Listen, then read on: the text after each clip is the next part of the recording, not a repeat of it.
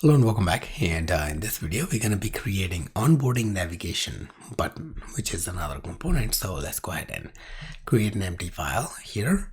We're going to call this onboarding navigation button. Okay, let's go ahead and import SwiftUI, and let's talk about this struct onboarding navigation button. Okay, onboarding navigation button is a custom SwiftUI button view. It's a view that actually contains a button. It is designed to perform navigating forward action in the onboarding steps while it's displaying an icon and a styled circle. Okay, now it's gonna have an action closure,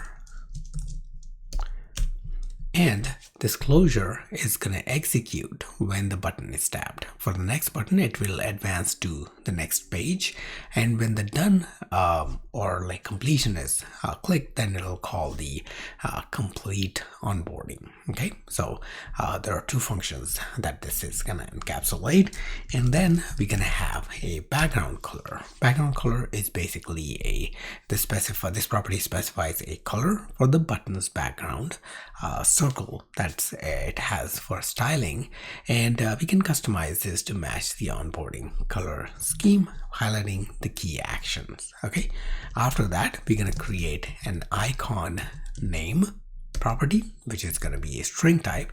This is basically going to be SF symbol name displaying on the button. So for next we're going to use chevron dot right, and for the done we're going to use a check mark. Okay, after this we're going to create an accessibility label string, providing an accessibility label for voiceovers, allowing visually impaired users to know the button's purpose. Okay, now we are ready with the body property. The body property in this view will construct the button, which will execute the action when user taps on it. So we're gonna simply have a button with action defined, whatever the action closure is going to do. And for the body, we're gonna have an image with system name, passing the icon name inside. Font, let's set it to title 2.bold, and foreground style, let's set it to white, and the frame width and height, we're gonna set that as 44 and 44, making it essentially a circle. Let's go ahead and create a background with background color in a circle like that. Okay, and we're gonna set the accessibility label like so, with the accessibility label passed in.